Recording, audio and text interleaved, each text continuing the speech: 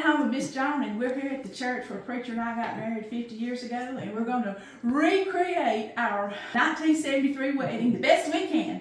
And everybody's come to help us recreate the pictures, and this is my best friend Gloria, and she was my maid of honor back then. And anyway, we was already talking about how we had our hair rolled in them grapefruit cans. Anyway, we're going to share a ton of memories, and y'all stay tuned, okay?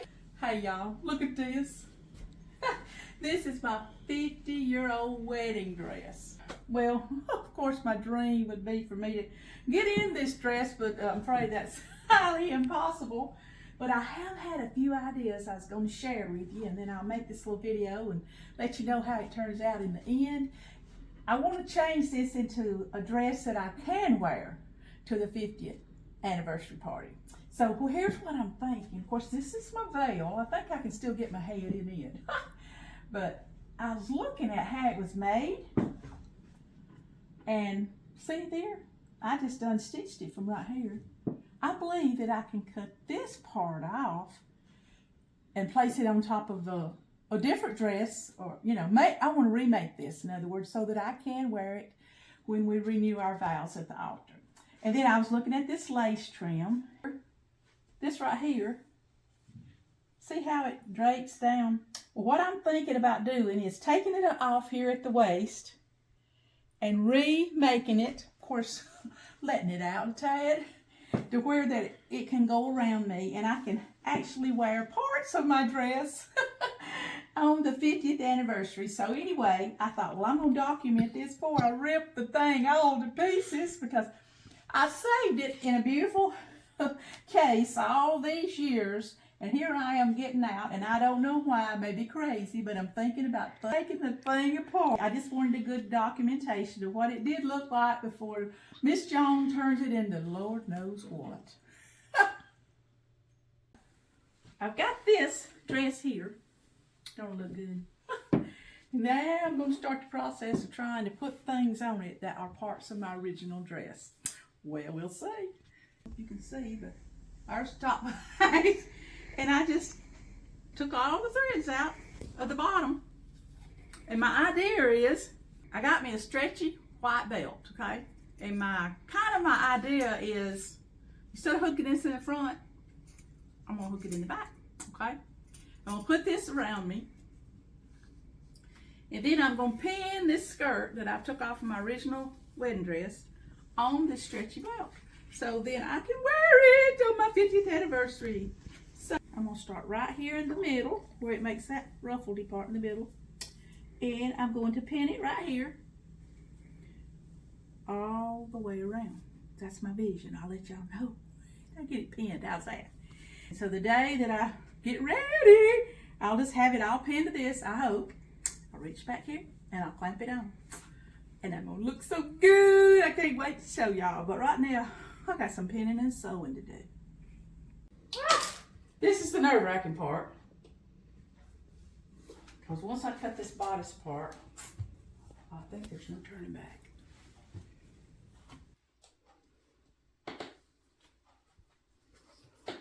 Okay, y'all. Goodness, save your dress for 50 years just to cut it apart.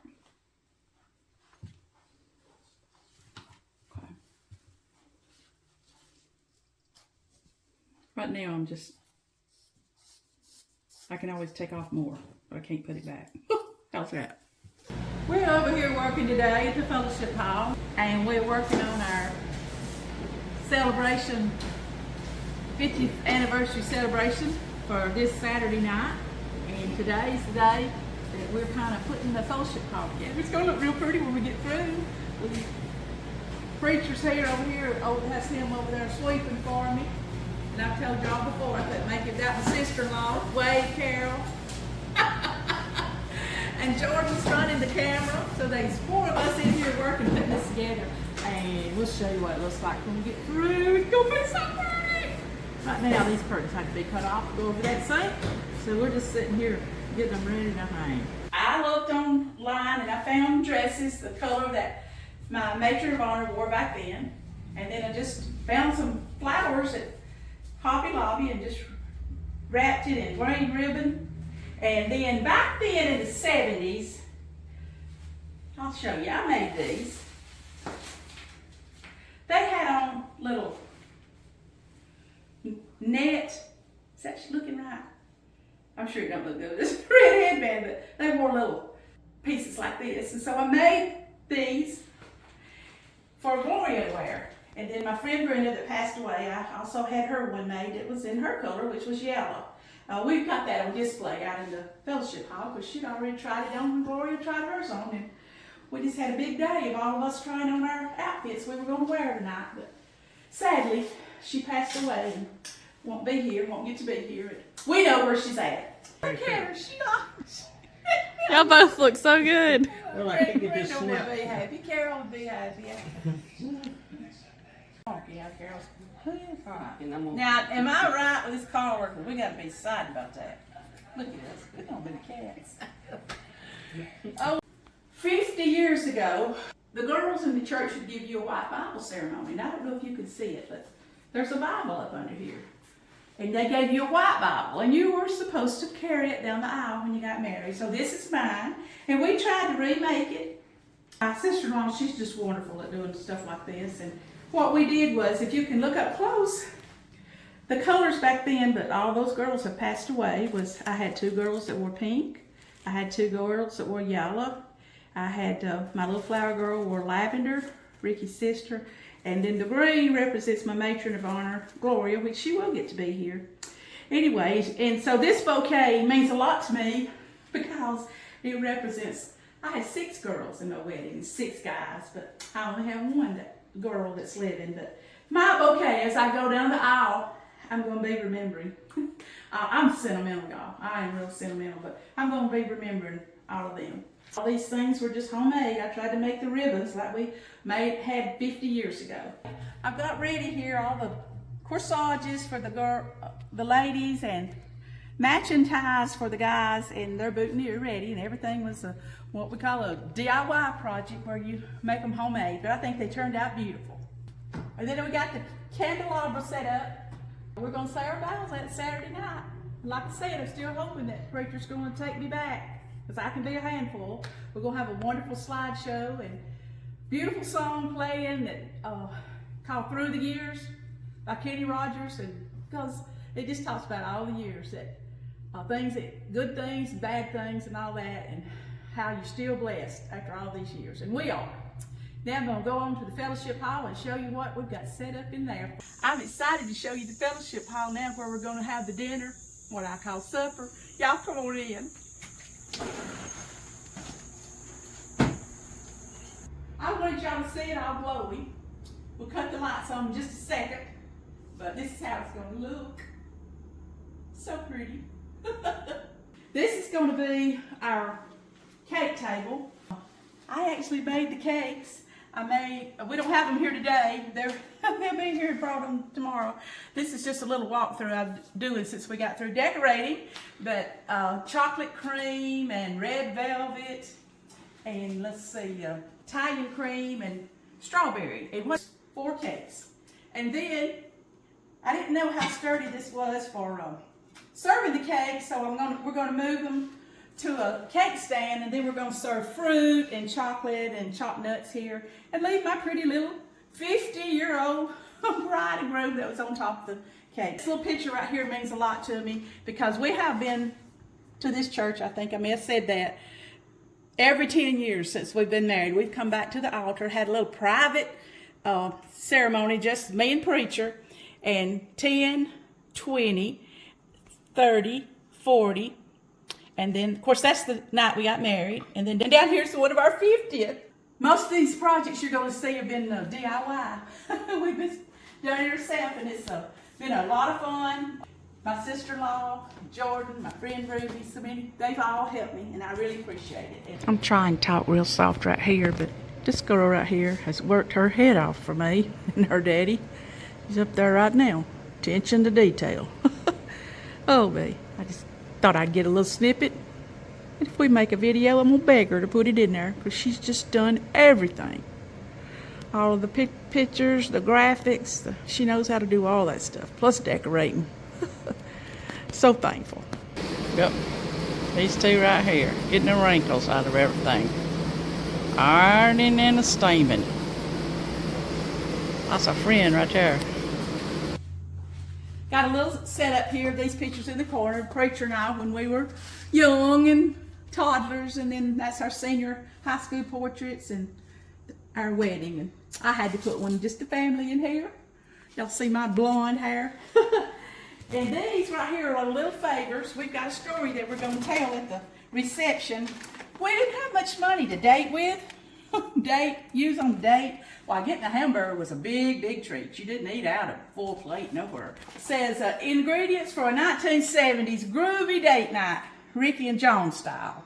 Well, the story behind this is we didn't have a lot of money to go out to eat on, so we would get a bag of Fritos, a bag of potato chips, and a Coke. And look at here, I found some Cokes in the bottles, kind of like we had back in the 70s.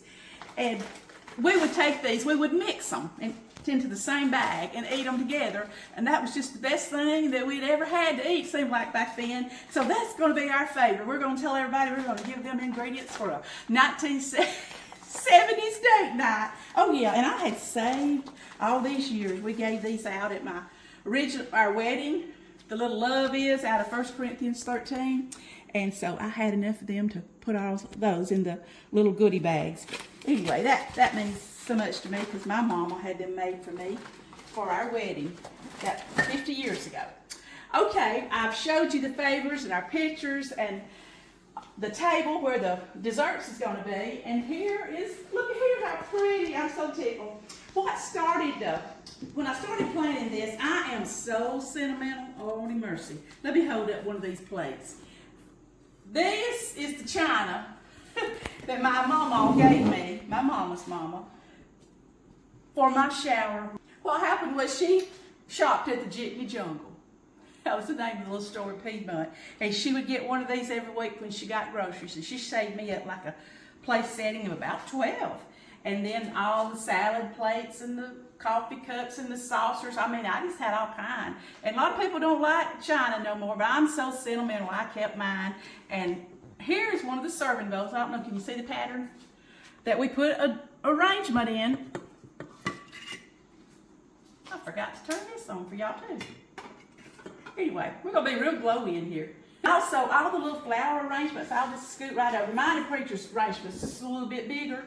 But over here at everybody else's table, we have, these are the little dessert dishes out of that china from that many years ago. And so we just put flowers in them and some votive cups and turned out real pretty. These are just some pictures from our wedding that we just got mishmashed all along. And also the hoarder that I am, I had enough napkins left from our original wedding, so that's what we're going to use. Of course, they have a new napkin under it. That's just nostalgia, I guess that's why I'm doing that. But Jordan made me some beautiful place cards. She has the best handwriting. You couldn't even read it if I'd even tried to do this. But we're going to have a memorial slideshow during the reception, the supper. West Flower Girl and Denise and my first cousin Wanda they were both what they call junior bridesmaids. The only reason I'm so smart about all these names is because my home ec teacher, she taught us all who done what at a wedding. And she was here to direct, so we had to march to beat her drum. Okay, and then the servers too. Did you get to make the serving picture? Debbie, your sister Judy, helped serve. And Brenda Tears, y'all remember Brenda Tears? She was one of the servers that night. My two bridesmaids was Brenda, Carol Tears. Y'all remember Preacher Drewy Tears? Well, I graduated high school with Carol and Brenda. And Carol's been gone several years. And you see this dress here? Brenda just died a couple of months ago in a car wreck. She'd already been with me and Gloria, and we'd already tried on what we was wearing and just having the biggest time. And as long as I live, I'll never forget my friend Brenda. And anyway, she was looking so forward to tonight. But that was my two bridesmaids. We hung all new curtains in here, and then this happy anniversary banner. I think everything looks pretty. It's just a little simple. And on the wall, we have a group picture of our original wedding. And you can see there all the pictures of the beautiful girls, handsome guys, But all the guys are still living, they're all supposed to come, but Gloria will be my only maid of honor that's here, that'll be here, because she... Anyway, I know this may look a little tacky, but we are putting out hand sanitizer. I'm trying to hide it here a little bit behind some of these memory pictures, but I am tickled to death, y'all, about how this fellowship hall turned out. Here's where the food bar's gonna be. We're having it catered. Y'all know at home Miss Joan loves to cook, and I wanted to cook it, but Preacher Jordan just kept saying, well, you're the honoree tonight, you can't do it all. So they did give in and let me cook the cakes. But anyway, we have one of my friends is going to be the caterer, and Sageberry Catering, and so she's going to be bringing in the food. So we've kind of got this set up for her. Ladies and gentlemen, we're gathered here today to celebrate and thank the Lord for blessing Ricky and Joan Pollard with 50 years of loving marriage. September the 7th, 1973, Ricky and Joan stood here at this altar before Reverend John Rice and pledged their love for each other. It's hard to believe it's been 50 years since we stood here in this altar where God answered my childhood prayers to grow up and marry a preacher. You see, I thought the preacher's family had a perfect life, never argued, always at church smiling, serving, and never had any problems. Well, of course, I now know that's not true. One of the many things that I am thankful for, Ricky, is your strong belief in prayer.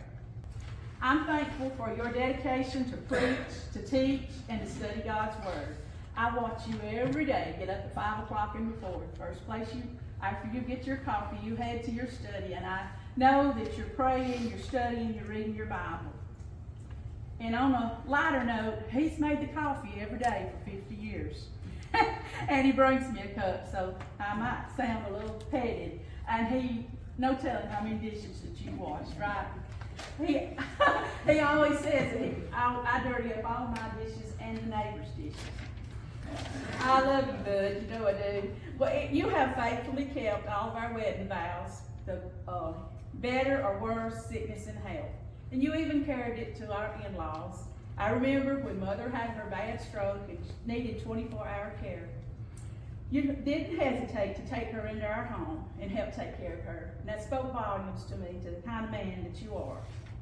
Ricky, you're the most awesome husband, provider, my favorite pastor, godly father to Jordan, and my very best friend.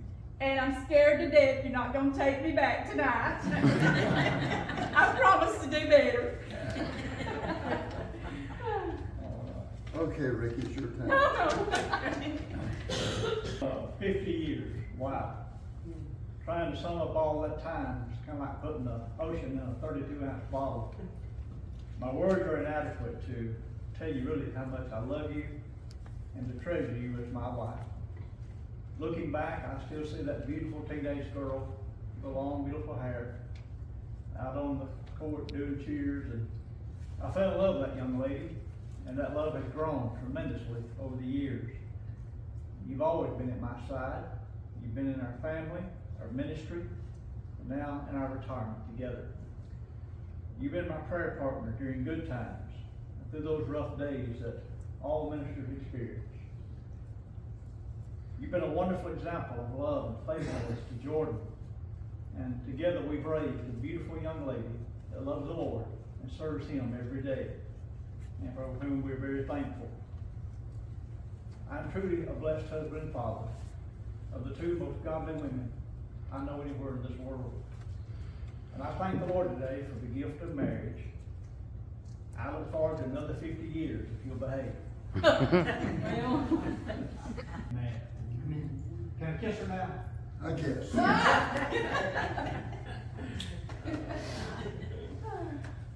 I now present to you again Reverend and Mrs. Ricky Pollard. It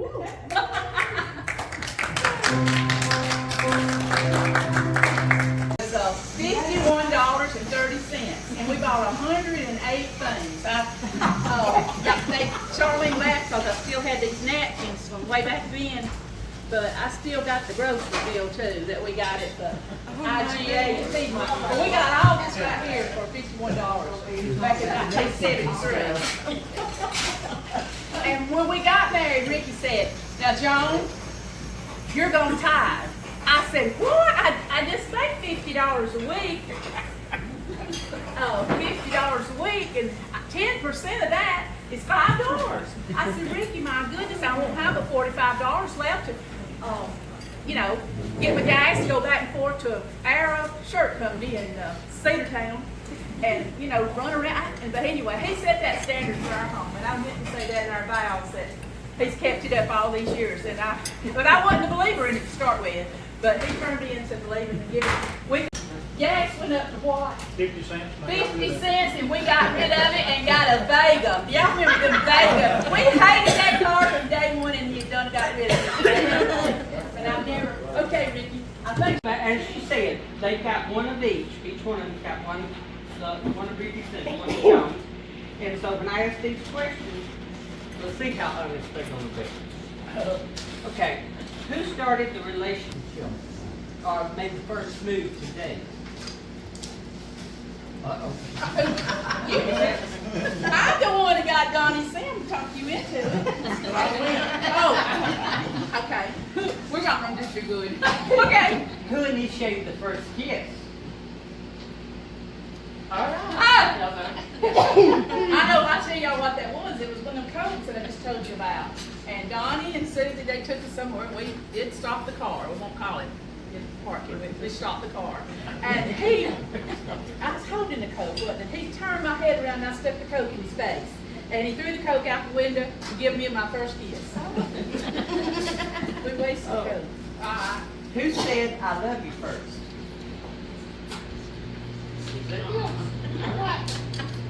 Who is the funny one? I think we all agree that. I am so blessed to get to have this night. I have so many friends that their spouse has passed away many years ago, and Preacher and I just feel so blessed that we get to celebrate this night of being married 50 years and getting to trying to recreate all the pictures and everything. It's just, I don't know, I just feel overwhelmingly blessed. I got the most wonderful husband in the world, the most wonderful daughter in the world, and the good Lord has just been so good to us. And I just wanted to put a little bit of our celebration on my channel right here at Home with Miss Joan, one blessed lady.